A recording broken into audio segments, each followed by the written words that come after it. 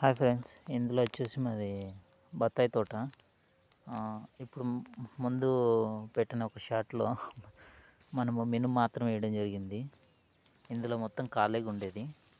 ఈ ఖాళీని మొత్తం గోంగూర విత్తనాలతో ఫిల్ చేసేసాము. ఎందుకంటే ప్రతిసారి గడ్డి వస్తుంది.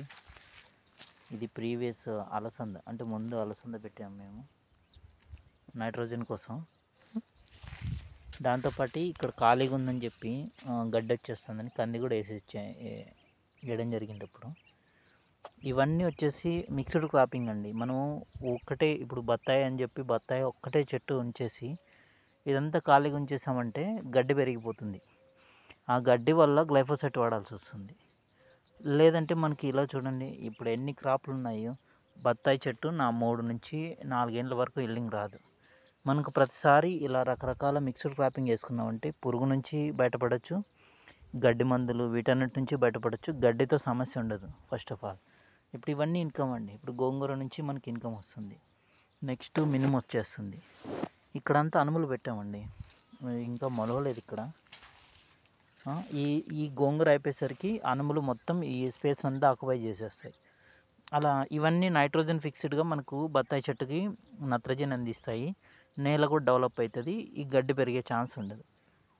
అలా మనం ఇదంతా ఫీల్డ్ మొత్తం ఇలా తయారు చేసుకున్నాం. మనం ఖాళీగా ఉంచేస్తే మాత్రం చాలా వీడొచ్చేసి మనకు గడ్డి పీకించుకునేకి సరిపోతుంది, లేదంటే గడ్డి మందులు కొట్టేకి సరిపోతాం. ఇన్కమ్ ఉండదు. ప్రతిసారి గడ్డి మందుకి డబ్బులు తెస్తూనే ఉంటాం, పెడుతూనే ఉంటాం, కానీ ఇన్కమ్ ఉండదు మన దగ్గర. ఇప్పుడు చూడండి, ఇవన్నీ వర్షానికి మొలుస్తున్నాయి. అక్కడంతా మొలిచేసింది, ఇక్కడ చూపిస్తాం. అది అనుములండి, అనుములు పెట్టేసాము. ఈ గోంగూర అయిపోయేసరికి అనుములంతా బాగా ఆక్యుపై చేసేస్తుంది స్పేస్ని అంతా. లేదంటే అక్కడ చూడండి గడ్డి. ఫస్ట్ ఇలాగ ఉండేదండి గడ్డితో, మేము అలా తయారు చేసాము అదంతా. అక్కడ నిమ్మ చెట్టు అది. ఇలా చేసుకోవాలండి, ఎందుకంటే మిక్స్డ్ క్రాపింగ్ మనకు రెగ్యులర్ ఇన్కమ్ ఉంటుందండి. మనం ఫెయిల్యూర్ అనేది ఉండదు. ఫార్మింగ్లో ఎప్పుడైతే ఇన్కమ్ సోర్స్ పడిపోతుందో అప్పుడే ఫెయిల్యూర్ అనేది ఉంటుందండి. ఫెయిల్యూర్ ఆటోమేటిక్గా నీకు డబ్బులు రాలేదంటే లాస్ట్లో ఉన్నావు, ఆటోమేటిక్గా ఫెయిల్యూర్ అంటారు.